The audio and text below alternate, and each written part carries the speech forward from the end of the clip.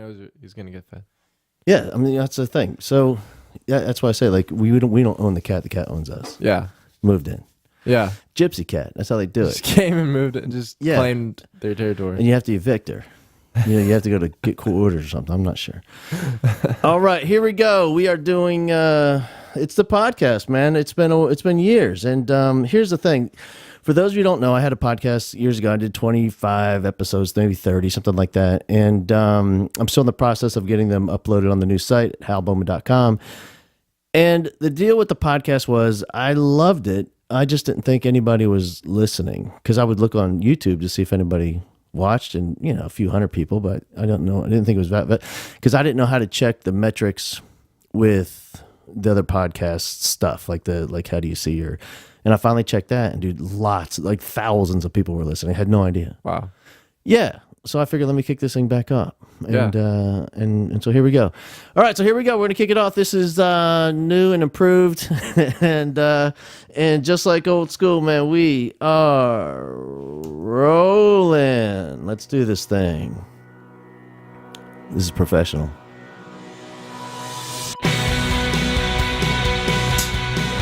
Yeah.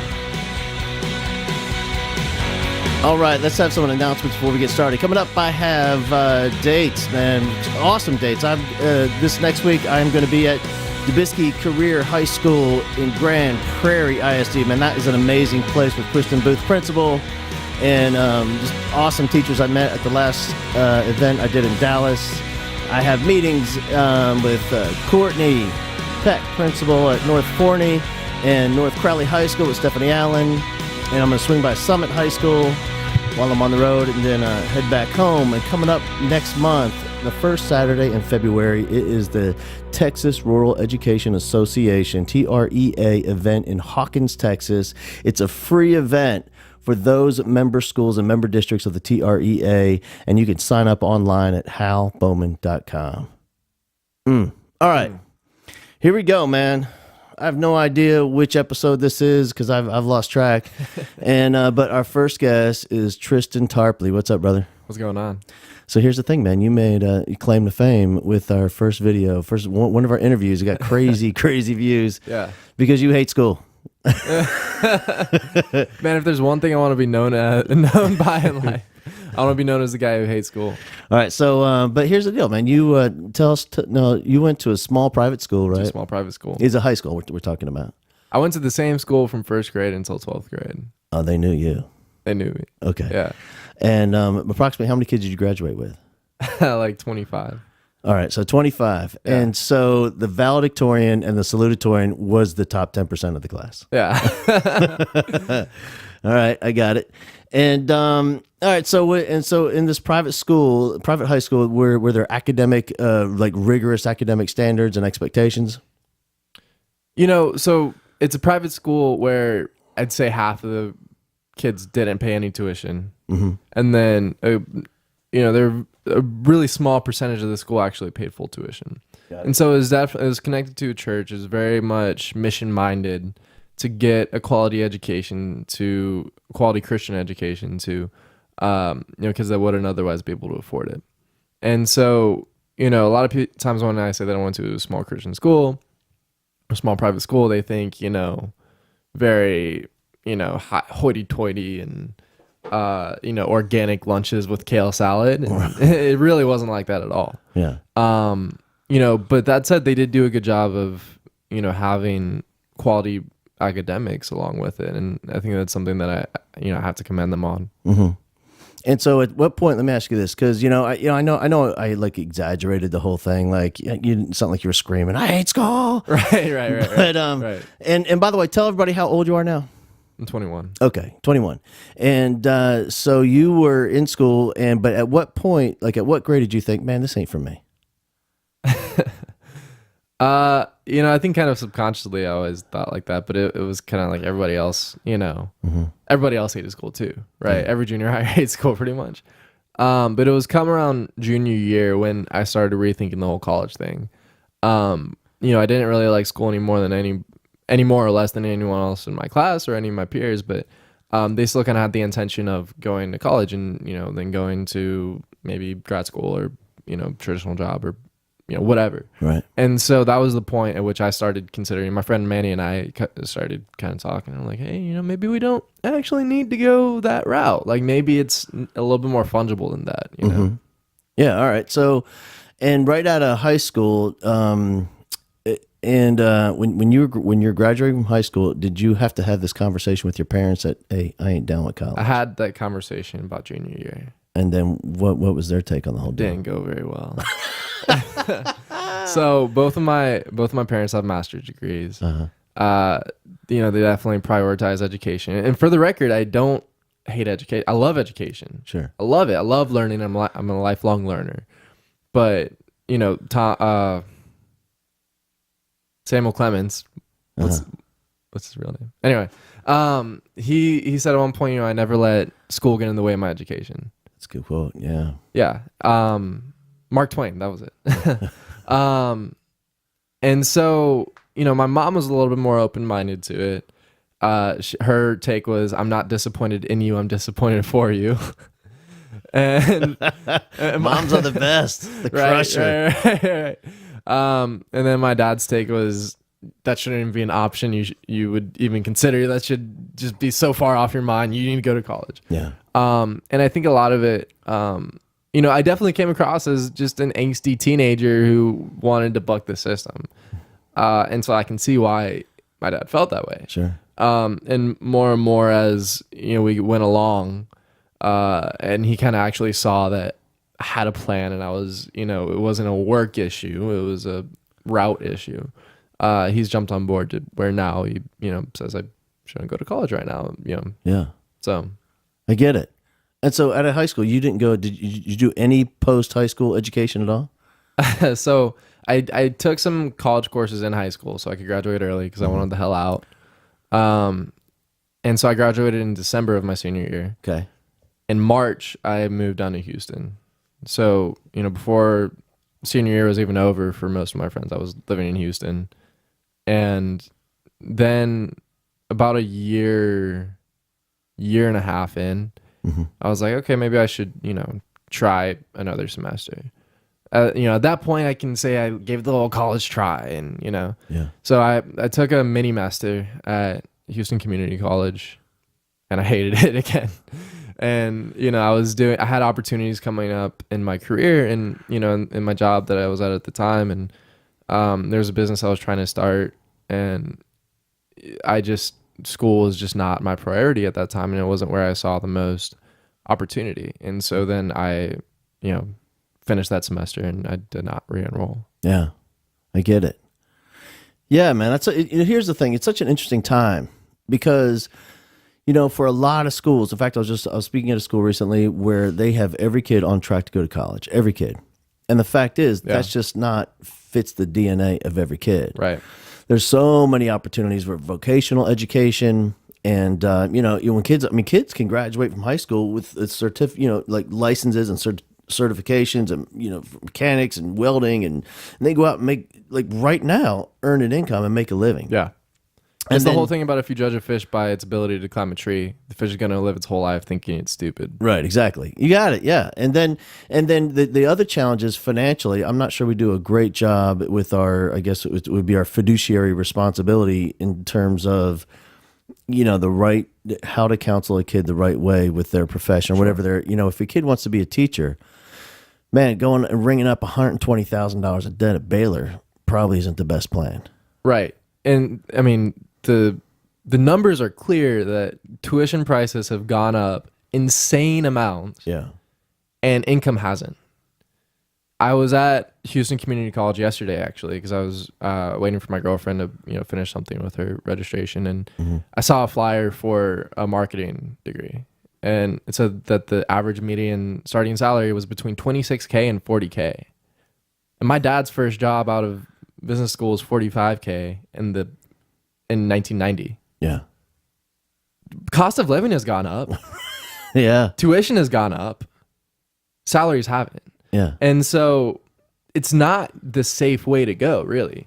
And then, furthermore, just by way of the economy that we live in, which is a very much of a freelancer economy, Sure. the gig economy, it's not I mean, you're putting all of your eggs in one basket when you go to college and then go to a job. You're taking a huge amount of risk that that college degree is going to be worth something, which, that's a lot of that is in the eye of the beholder. But, if you actually get a good education, then that's definitely worth something. Mm-hmm.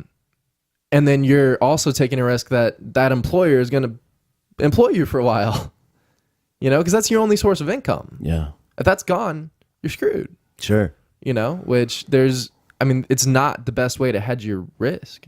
Yeah. But you still have that debt. I mean, you can't lay off your debt. So true. Yeah. It's such a burden. That is the number one challenge, I think. And there's so, unfortunately, we're still conditioned to do this thing where we measure our success in high school with how many kids go to college. Sure. And that's unfortunate because, it almost forces kids that maybe college isn't their thing. I believe in some sort of post, K through 12 education, something. I like something. Right. Whether it's college or VOTEC or, even personalized learning. What about just working? Yep. Taking a gap year and travel and see what you're interested in. So, that's kind of where we are. Reading books. Right. With my daughter is, she's a junior and everybody's picking colleges and where you're going to go. And I don't know if she has a real crystal clear 100%, this is what I want to do. Mm-hmm. But here's the challenge. She's expected to know what it's crazy. Wants to do. Yeah, I know. It's crazy. Right. And so here's the challenge is if she takes a year off and kind of does like a gap year and travels and goes to explore different passions and what she's interested in and reads well, then you lose all your scholarship opportunities. Yep. So now your debt's going to be even more. So it's really interesting, man. It's a I don't know, just a catch-22 in many ways. And then here's the story, and I'm gonna do a whole video on this guy. This is the example I always use. Is this?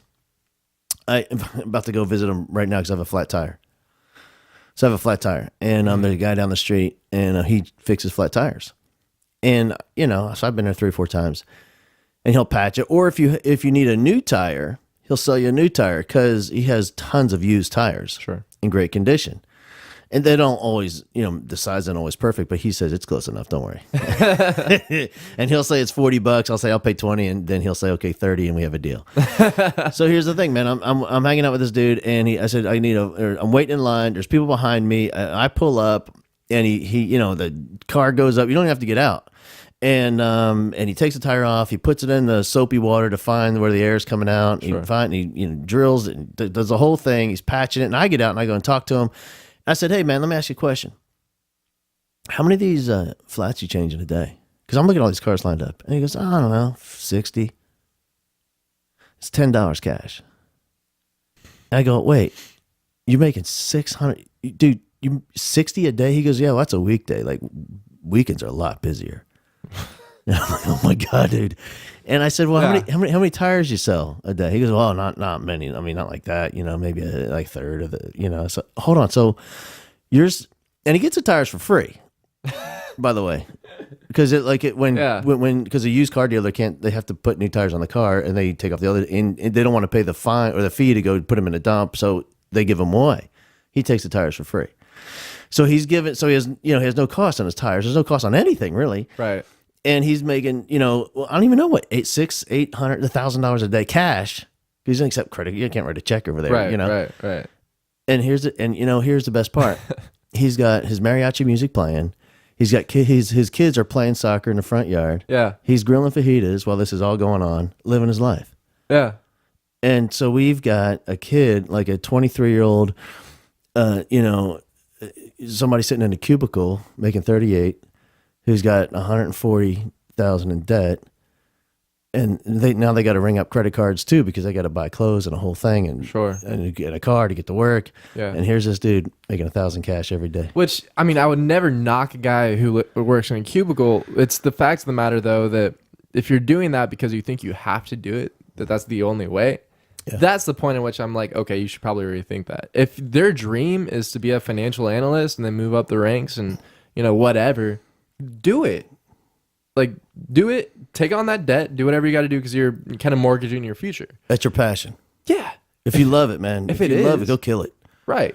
Yeah. But if it's not, like, the world is just so much more malleable then it appears. Yeah. You know, like there's just a lot more room to kind of take your little microcosm of the world, you know, this little radius around you, and kind of make it your own, you know? Yeah. And there's enough money out there that you can make a living doing what you like. Like there's $15 trillion in this economy, probably more now. Yeah. It's a whole different world than it was even just 10, 20, 30 years ago. Just crazy. Right. And we have kids making $15 million a year playing video games online. Yeah. It's unbelievable. Right. You know, and here's the other. So, man, for me, the main thing, since I'm really focused, 90% of my thoughts are on teaching and teachers and kids and students. You know, how do we get that kid out of high school who's in Taffy and, you know, wants to be, you know, one of our future educators? You know, I really hope that we counsel that kid well and show them how to work while you go to school, go to community college. There's some online credits you can rack up really inexpensively now, how to do that at the same time. And if you want to go to a fancy 4-year, like if you want to go to UT or something like that, well, that's cool, but maybe do that your last 2 years or so. Yeah. And maybe not 2 years, maybe take 5, 6, 7 years to get through. It's so much worth it, and you're going to be such a better teacher with more world experience and more thoughts and more wisdom and more everything. Yeah, I mean, don't be the business school professor who's never started a business. Right, and they're going to show up and they're going to kill it without debt. Yeah, love it. All right, now let's get back to this. What started this whole thing with you? Yeah, and that is your teacher. Yep. All right, so when we got together the first time, I asked you. I said, "Hey, brother." Go back to elementary school, and in your mind, think in your mind, who is the teacher that comes to mind first? And for you, what was it? What grade was it? Third grade? Third grade. What was his name? Mr. Edmondson. Is his name Mr. Edmondson? Yeah. Right. It still is his name. Yeah. Yeah. And so Mr. Edmondson, and so you thought of him. And why? Let me ask you this, because you had a lot of teachers. What is the reason? How come him? Like why did he come to mind first? I think the most effective way to communicate a message is when it's wrapped in something. Right? You know, like giving a dog a pill, you got to put it in peanut butter. And so Mr. E's conduit for that was humor. Yeah. And, you know, it's just such a powerful way to communicate. Not to mention the fact that when you get told a joke, your guard automatically goes down. You just kind of have this sense that that person telling you the joke kind of cares about your happiness, about you, you know, having a good time or laughing. Yep. And so all those things together would, you know, all the way down to him playing basketball with us on the playground, you know, those things add up, and, you know, in the minds of, you know, those memories are a little bit more sticky. Yeah, for sure. You know, and then at the end, I gave you an assignment. Right. Couldn't help it, man. I'm not a big homework guy. Yeah. But this one required homework. All right, so because I knew you're heading back home for the holidays, and I said, dude, go find him, man. Go look him up and tell him. And then, so you found his wife? Is that right? Found his wife on Facebook. Messaged her the video, pulled it up in front of me. Said like, hey, how do your husband is my third grade teacher. Tried to find him, but I can't. Was wondering if you could pass on the message. You know, and I explained a little bit of the context and sent her that video, and oops, didn't mean to start it.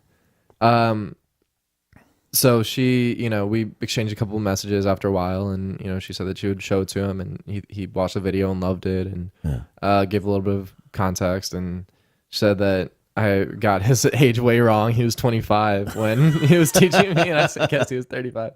So he's 43 now. And then he sent me a response just on Monday. So she went and told him, and, you know, after the holidays settled down, he got back with you. Right. And read us what he wrote. So he said, she sent a message that says, from Brian. And he says, Tristan, first let me apologize for my delayed response. My wife showed me your video on Christmas Day, and due to the business of the day, I just didn't get back to responding. Anyway, it was a great surprise to hear from you. As a teacher, one of my biggest thrills is hearing from my students. Your comments really summarized what I wanted to happen in the classroom. Obviously, learning content was a top priority, but I wanted you all to enjoy the process as much as I did. You were a great kid, in parentheses, still are, and you always made my job easy. We all laughed when you brought up basketball. I probably did suck, lol. Teaching is a richly rewarding profession. I always valued the relationship side of the classroom. The relationships are what gave this endeavor so much meaning. I really want to thank you for taking your time to find me. It really meant a lot. My family also enjoyed watching your video. I wish you well, and if you ever need anything, don't hesitate to ask. I ran into your dad not too long ago. It was nice to see him too. Mr. E. Mr. E. Yeah, Mr. E. I love it. That's what we all called him. Yeah, for sure. Third graders can't say Edmondson. Yeah, man. I love it. I love it that, because even at that age, and he was a young teacher, 25. Yeah, ish.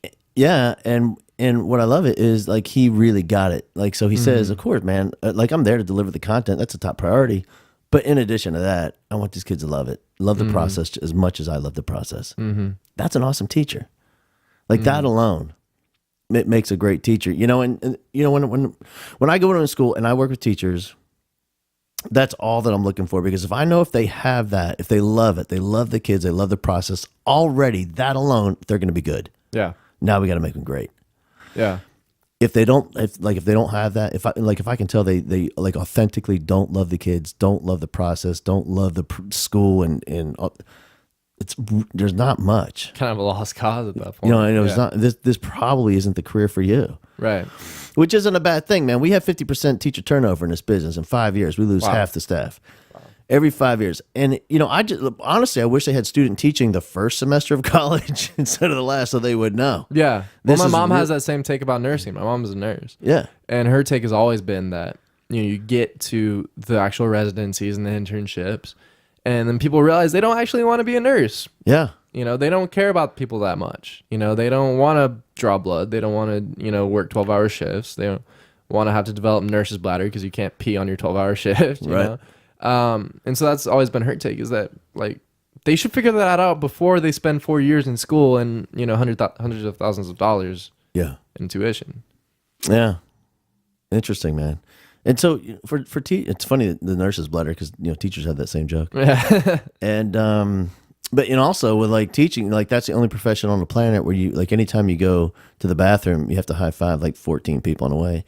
Hey, Mr. E. Hey, Mr. E. Hey, man. But that doesn't happen in other professions. It's very strange. Yeah. And so the thing is, man, with that turnover, I'm not saying it's a bad thing. This ain't for everybody. Yeah. And when people, they're equally good in my mind is that teacher who loves the kids, loves the process, and wants to be great and take it to the next level, or equally good is the teacher who immediately realizes, oh my gosh, this ain't for me. Well, I think it comes down to a humility out. issue, right? Yeah. Like complete self-awareness and honesty with yourself. Because the last thing I want is somebody in the classroom really doesn't want to be there. Right. It's never going to work out well. It's not. Ever. Like you can't fake it. And the other thing, dude, I have no idea why people would do the teaching gig if they didn't love it. It's so hard. It's so monumentally difficult. Like to make the same amount of money, you can go do stuff a lot easier. There's a lot of occupations to make the same amount of money, and it's so much easier. I just don't know why they stay. Strange. I mean, you can drive an Uber and make as much money as you really can. An average teacher. Yeah. No kids in the car. Unbelievable. I mean, at the school that I went to, you'd make more doing Uber. Yeah, that's true, man. A lot of that's the weird thing. Like people think private schools they get paid a lot more. Lots of times it's a lot less. But for some people, the trade off is better because there's a lot more flexibility sometimes in a private school. Yeah, I mean the closest relationship I had with the teacher was the teacher that taught my English through 10th through 12th grade. Her name was Miss Mack, and we were already we had a pretty good teacher-student relationship. And then around junior senior year, I started mowing lawns and doing different yard work and just kind of odd jobs to make some extra money and all that. And so I started working for her dad. And at the beginning of the summer, he was carrying stuff with me. I helped him move in. I mowed his lawn. And he wouldn't let me mow his lawn yet because he still liked doing it. Mm-hmm. And then just progressively throughout the summer, his health just started going progressively down and down and down and down and down. And so to the point where he could hardly stand by the end of that summer. And so I really got close with that family, and I was doing a lot of work around the house, and a lot of it free, a lot of it paid, and I started mowing her lawn for free, and just kind of developed a relationship. And I can't remember where. Oh, so bringing it back, I remember talking to her at one point, and she told me that she had a master's degree, and she's a single mom, had 2 kids, working for a broke small private school, and she was like, yeah, I have she was in conversation, said she had a master's degree. I said, you have a master's degree? She said, yeah, I could teach anywhere. I could teach at a university if I wanted to. I was like, but you teach here for like, I know how much money you make. Right. And she was just like, yeah, my siblings really don't get it either. She said, but I'm just so passionate about what I do that it's worth it to me, that I'm going to do this for, until I have a reason not to. Yeah. And that always stuck with me, that's the type of person you want in the classroom. And that's the one that, I mean, you wouldn't hear any of her students ever say a negative thing about her, even if they didn't like the class. Yeah. But that's what you want. Dude, I love it. Yeah. It's almost like another level of wanting to, there's some teachers out there that don't have a choice. That's how I kind of describe it. It's like some professions you have a choice. Oh man, I like to do this, but there are a lot of teachers in the classroom. They have to do this. There's nothing else they could put. Like, it's like breathing. Yeah. They're so passionate and love it. So like, I don't get a choice. I feel the same way about entrepreneurs. Yeah. That's it. Yeah. I mean, for like real ones, I mean, there's a lot of people faking it. Right. Entrepreneurs. Yeah. And, but that's what I love about her. And like, and so when a kid hears that, I think that's where one place where we fall short as educators is not being able to articulate why we do this to kids. Like, I have to do this. I love you and I love this class and I love our family we create in this classroom. I have to do it. I can't do anything else. Even if I want, I can't, like, I don't want to, I have to do this. Mm-hmm. And because when the kids hear, if you're not doing it, yes, and when kids hear that, man, it changes every dynamic of the classroom. It really does become a family. But oftentimes, I think it's an ego thing that teachers are just, I don't know, they're fearful to be completely authentic and honest in how deeply they love this. Mm-hmm. Maybe it makes them look weak, or I'm not sure. Right, I don't understand it. Yeah. All right, man. Let's get into where you are right now. So you moved to Houston. How old were you? 18 when you moved here? Yep. All right. So you're 18. Now you became here because you had tons of contacts. Not quite. So my uncle had some business. He still has some businesses here. Uh-huh. But he didn't live in Houston. Still doesn't live in Houston. And so I, got an opportunity to come kind of on the lower than the lowest pole, and where he had a cafe and a venue and some music schools, and so I just kind of did every job imaginable. And coming down, I had talked to my boss on the phone once for 30 minutes, and apart from that, I hadn't talked to anybody else in the city of Houston. Nice. And yeah, and so it was lonely those first few months, but I just kind of put my head down and went to work, and you did that, and then you ended up at School of Rock. Well, that was School of Rock. Oh, that was so your uncle owns School of Rock, the franchise. He's a franchisee. Yeah, okay, and he has a franchise here in where, Sugarland, probably. Mm-hmm. So there's 5 in Houston, mm-hmm. And so I worked first at the one in the Woodlands, and that was the one that had a cafe and a venue attached to it. And so I'd work cash register, and I would teach and work the front desk and things like that. And then eventually I opened up the school in Champion Forest. I was the opening AGM there. Mm-hmm. Then after about 6 weeks there, I went down to Sugarland. And Sugarland was kind of like, Nineveh in the Bible. It's like, you didn't want to go to Nineveh. You can tell I grew up in a Christian school. Right. And, Sugarland, I mean, it was bottom of the bottom. And it was 182 out of 186. And so they said, well, let's send the youngest and most inexperienced kid down there to try to turn this thing around. We got nothing else to lose. And so you went down there. How'd it go for you? Yeah, I mean, I was there for a year total, almost to the date. And, we were top 5% in the system in percentage of growth over that year. And so it was cool because I got to, apply a lot of the knowledge that I gained just from reading it past my bedtime for the past several years. And a lot of that angst that I got about college when I tried to funnel that towards learning about business and entrepreneurship. Sure. And so I really got to sink my teeth into growing that business. And then I, handed it over, and I told the next GM that, I got you in the red zone. Now you got to punch it in. Mm. And so at that point, this whole time, you were leaning towards breaking away and doing your own thing. Yeah, I always knew that it was a stepping stone. Okay. It was always intentional in that perspective, and sometimes more than others. But right. Come around Christmas time, I remember driving back from Illinois last Christmas, and I was driving back from Illinois, and I couldn't get the thought out of my head that, like, I'm just not happy right now. Like, I just, I feel like I hit a ceiling in the company. Like, I just, I didn't have enough money in my bank account. I couldn't pay my rent.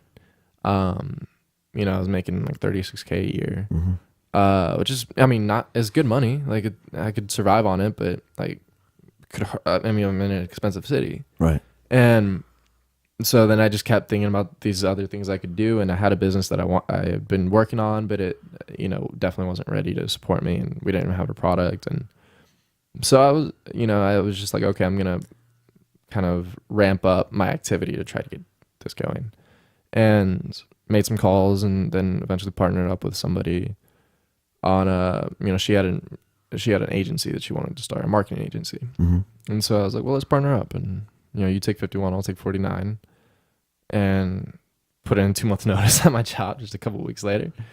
And then the relationship went down the drain with that business partner around March 1. And we had a big blowout fight, and then I was off on my own with no job and just my last check, and let's make it happen. No clients. Yeah. And so bring everybody up to speed on what you do specifically, because this is like foreign territory to most people.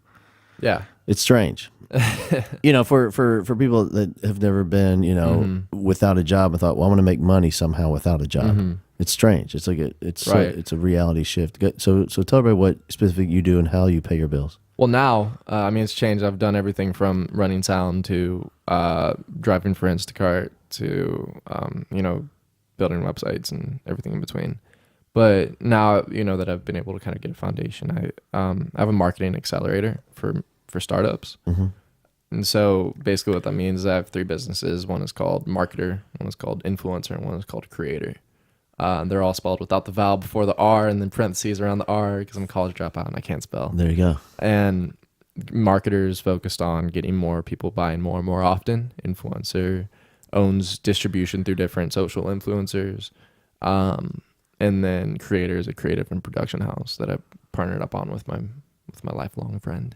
There you go. So when a business comes to you, let's say, I don't know, tell me give me an example of a client. What would be an example? Ideal client is the mid to late stage startup. They've got some funding or some revenue. They have a product. I'm not looking for ideas on a piece of paper. Right. I have a friend that does it really early stage. It's just not where I'm really trying to play right now. Mm-hmm.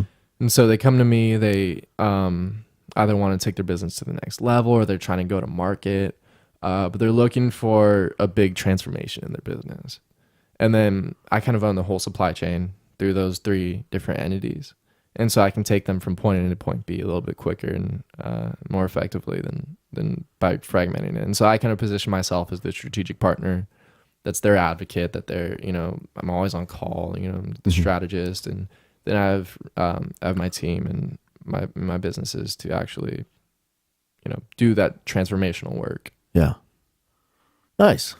I'm proud of you, man. Thank you, man. You're killing it for because you're a kid. My book, dude, you're less than half my age. And when you describe what you do, I have no idea what you're talking about for about 50% of it. The other one, I kind of have an idea. So that's awesome. Yeah, I get more people buying more and more often. There it is. At the end of the day, that's what I do. Yeah. Cool. Yeah, man. And here's the thing. So I'll give you some credit is when there's a couple people in my life that kept saying, dude, you got to put some content out, man. You got to make some videos or do something. Mm-hmm. And one is Jim McCarthy, and he lives outside of Nashville. And then when you and I hung out for a few hours and chatted it up, we decided to shoot a video right there. Yeah. I said, all right, man, this guy. So it was kind of like between you and Jim, it was like, the last straw, like kind of, there's a tipping point. Yeah. And I put the first video out, and about 9s, man. People give grades 69, 79, 89. Right. And dude, we're like over 25,000 views. Right, with no boosting. I mean, you didn't put any money on it. No. Right. There's nothing. And just people sharing it. And which is so interesting because it was the most disorganized. Just it was you in like a yoga studio or something, right? In a hoodie, just recorded on your phone. Yeah, my gangster rap hoodie in the back of a. It was like it is a group exercise room in the back of a gym. Yeah, but they don't use it because the floor is all like, I don't know. There's a flood in there or something, and so the floor came up, and so some spin not good enough for them is good enough for you. Good enough for a studio for me, brother. Yeah. And so, man, and here's the cool thing about it is you kind of influenced me in such a way, you and Jim both, to shoot that video and just get my thoughts out there. And I can't tell you that the number of really cool messages I get where people said, you know what.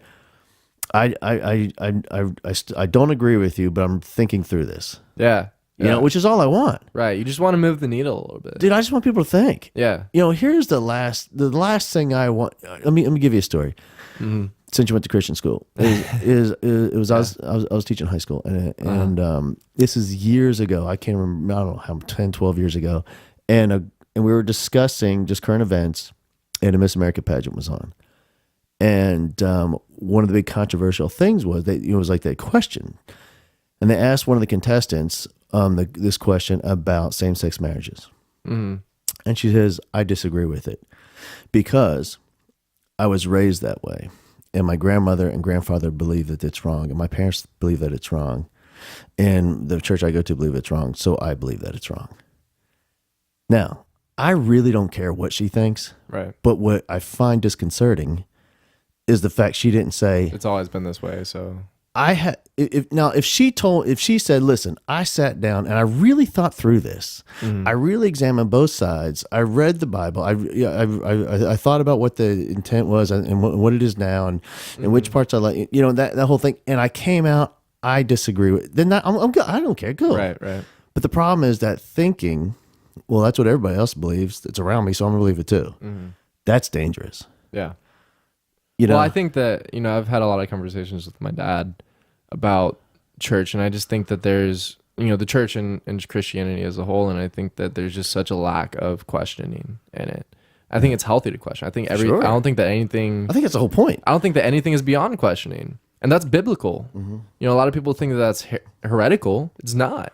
Yeah. The people in the Bible that didn't let people question were the Pharisees. They killed Jesus. Right. You know, like, are you a Jesus killer? If you don't allow questioning, you're a Jesus killer. It's a little strong. So, I'm hyped, man. But yeah, and so I just think that it's like that with anything, though, that everything is questionable. Right. Which, and the whole point is the nines. The last thing I want is a teacher to think, and like I said in the follow-up video, well, I went to school and my teacher gave me a 79. I still remember it. And I went to college and a professor, this is what he told us what to do. And my supervising teacher, when I student taught, told me this is what to do. And my first year mentor teacher and my team and my principal and everybody, I just want them to think, is this listen and think about it. How does it feel? Does it feel right? Yeah. And then make a decision. And how many other things in the history of ever have just gone on too long because nobody questioned it? Yeah. And then it ended up causing a lot of damage. Absolutely. Yeah. So, man, I appreciate it that you gave me that little bit of a bump. Man, my pleasure. To make it happen. Yeah. Yeah. You know, in the same way that you're passionate about education, you're passionate about students and, you know, kind of helping them realize their passions and guide them along the course. I'm the same way with entrepreneurs. Like my business card, I don't know if I've showed you it, but I'll show you real quick. So it's just blank. I just have my name. I have my name, my phone, and my email in a little corner. Yeah. And then rounded edges and it's printed on super, super nice paper. It's like plastic. I pay a lot for. Right. It's like $50 for 50 cards. I don't want and I'll lose it. Yeah, this is $1 right here. I know. I don't want to take $1. And the idea is that it's a blank canvas. And what's beautiful about entrepreneurs is they see the world as a blank canvas. And my job, I see it, is to help them turn it into a masterpiece. Sure. And so in the same way that you get really jazzed up when teachers are like, man, you got me thinking about the nines. I get really, dude, it wakes me up in the morning when you're like, man, I really appreciate it. Like I got, you know, these guys reaching out to me and these, you know, this sentiment and this, you know, this booking and all that like that. Dude, that gets me hyped more than anything else. Yeah. Making a difference in other people's lives. Yeah. And that's just my conduit to do it. I think that's the key. You know, when I was working with high school students and they were talking about different careers, you know, I'd always really try to initiate some conversation where like, is this what you love? First of all, is this something you're passionate about? Is this what you love? And then we can talk about that. And then the second conversation was, you know, is this something that can make a positive difference in the lives of other people? Because every career is that. Like, so that's the goal. Like the vehicle you choose to do that, that's your passion. Yeah. Like it could be, like you could, you know, want to be a police officer. Like that's your passion. But the reason you want to be a police officer, you know, is the why is to make a difference in lives, to help other people. But that could be an insurance agent, an accountant, it could be the plumber. The vehicle doesn't matter. Just so they really understand that end result. Mm-hmm. And I think that's a cool thing about your gig, man. Yeah, and what else is beautiful about business is that the whole point of having a business, the key metric in being successful in business is solving a problem, right? The best sale is one where there's an equal exchange of value going back and forth. The customer isn't more important than the salesman and vice versa. Yeah. And so, but the best businesses solve a real problem in people's lives. And so, and of course there's a lot of bad elements of business, but it's not what I plan. Yeah, right. So yeah, I mean, it's just, like I said, it's just so much more malleable than I think a lot of people see. Yeah. Sure. And one thing I've noticed about the shift in the business culture, I think it's a good shift in that there's so much good stuff being given away in hopes to generate and earn the customer.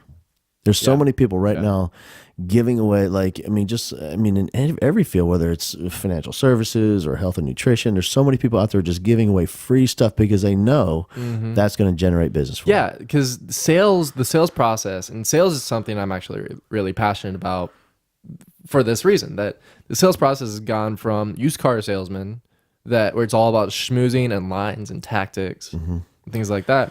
What's going to take to get you in this car today? Exactly. Yeah. If you drive it off today, I'll give you, I'll waive this fee. Which everybody hates that guy.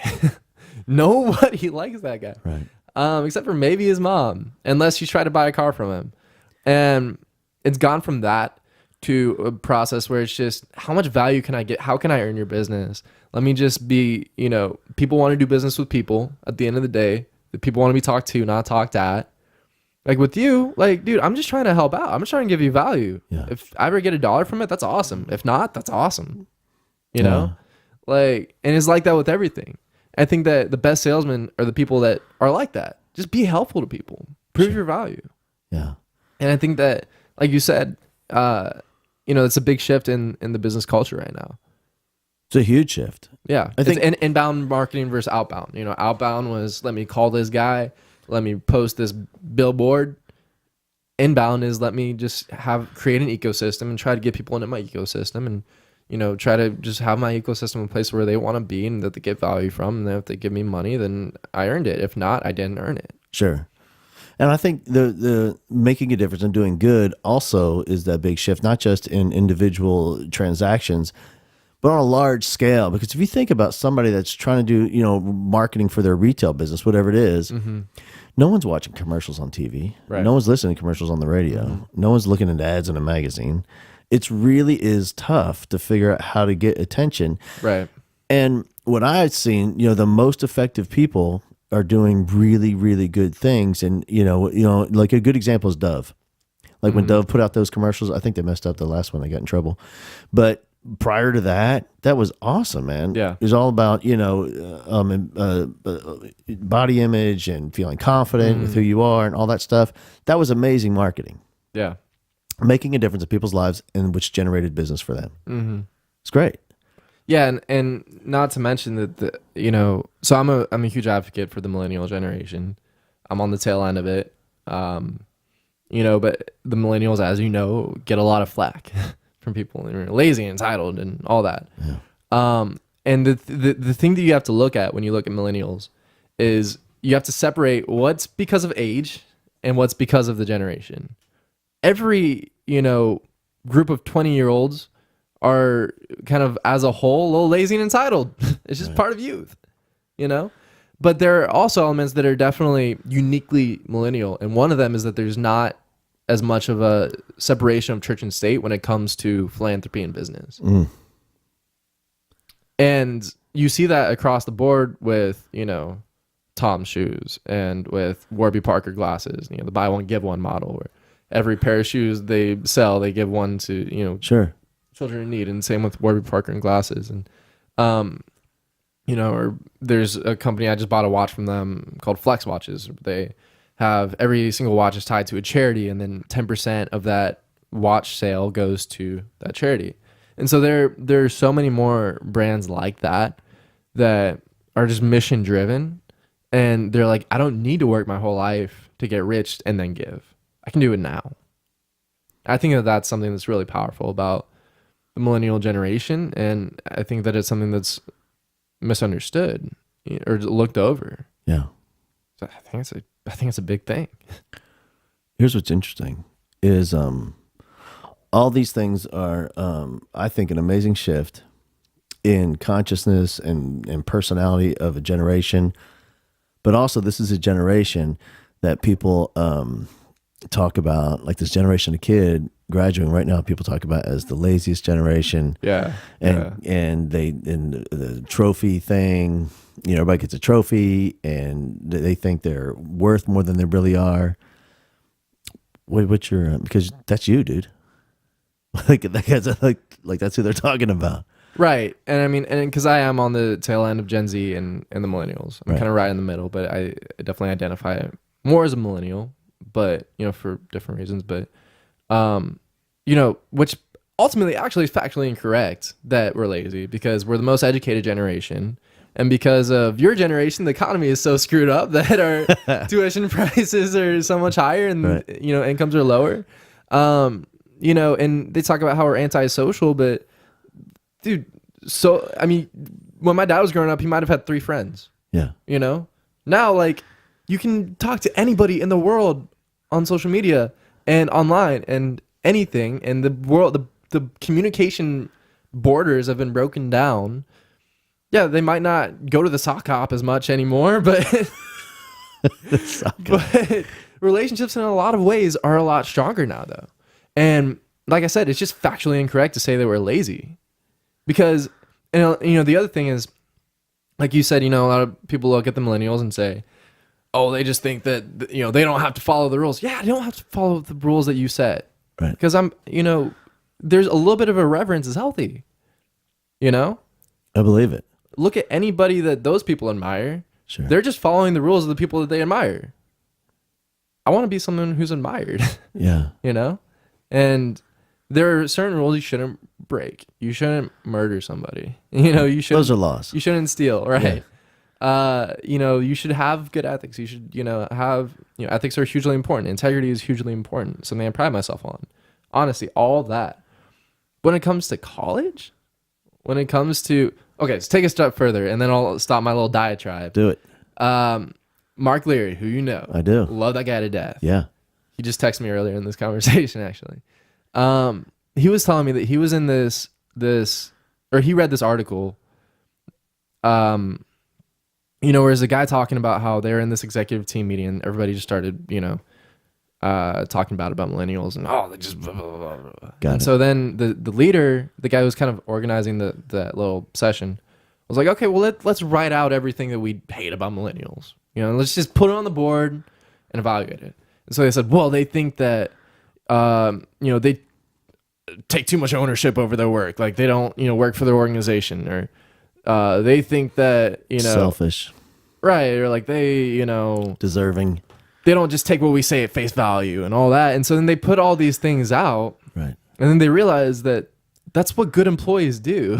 Those are A players, great employees. Yeah, those are A players. That's what good citizens of society do. Yeah. Is they have their own mind. Sure. They're not just, you know, taking what Big Brother tells them. And then they realize, like, maybe there's a couple things we can learn from millennials. Right. You know? Yeah. I think, you know, I can get really jazzed up about that topic. You know, I think one of the challenges that we have is in school, if you look back and doing that traditional classroom management approach. And I, you know, which I don't get it. I'm not down with it. I have a thing called classroom leadership that I try to help people make a shift to. Yeah, yeah. But the boss versus the leader. Yeah, right. And so the classroom management thing, you know, is here are the rules. Do what I say. Don't make mistakes. And so it really is that kind of traditional employee factory that, you know, we want employees that do what they're told, show up on time, don't make mistakes. You know, which I'm not saying we don't need somewhere in society. However, we need less and less. Ongoing, there's going to be less and less. We still need that. But what we need are kids graduating from high school, going, and if they go to college or whatever they're doing, into the workforce, who really do question and have the confidence to say something when something isn't right, or if they have a better idea and be able to announce that. But oftentimes in classrooms, we just don't have that environment. Yeah, you need to teach people how to think. One of my favorite quotes, I'm sure you've heard this 1,000 times. I'm sure I can't tell you any education quotes that you haven't heard. But it said something like, the best teachers show you where to look without telling you what to see. Mm-hmm. Yeah, so true. Yeah, and in society and in the economy, the jobs that all they require is doing what you're told, showing up on time, blah blah blah blah blah. Those are being automated because it doesn't take a brain to do that. It takes a machine. People aren't machines. You're so much more valuable than as a machine and as a doer. Sure. You should be a doer, but semantics. You're so much more valuable than that. Your value is in your mind, is in your thinking, and in your persuasion, and in your how you blaze a trail and how you influence people, and that's the value of people. That's why we're at the top of the food chain, because we can think. Right. And the opposable thumb. And the opposable thumb. I thought you were just giving me a thumbs up or telling me I was out of time or something. Yeah, man. And I love it. It's so true, and it's so fascinating for me as being old to hear the thoughts of you, somebody less than half my age, and your take on the whole thing. Mm-hmm. It's fascinating. It's refreshing, dude. I love it. I love that there's people out there like you out there that are really thoughtful and creative. And dude, you even got like tattoos about being creative, don't you? What's your thing? What's your tattoo say? I've got one that says "Dare Greatly." What's it say? Dare greatly. Dare greatly. I have 5 right now. 5 tattoos. Create. You have something like that, don't you? I have dare greatly. I have work harder. I have a tree. I have my grandma's signature. It says "Love Mutters and Bam Bam." Uh-huh. And then I have a lion. Cool. Yeah. And when I think about the next generation, or this, the tip of the iceberg of a generation that's coming out right now, and to see you as an example of business leaders, dude, I think it's fantastic. I'm excited about it. Thank you, man. Yeah. Really appreciate it. I appreciate you doing this. Yeah, man. It's pretty cool, huh? Anytime. Yeah, I like it. You're the first one, dude. When we kicking off this new first of the reboot. Yeah, the reboot. Yeah, I like it. 2.0. I like it. I think it's what the kids say. I got to have you on my podcast.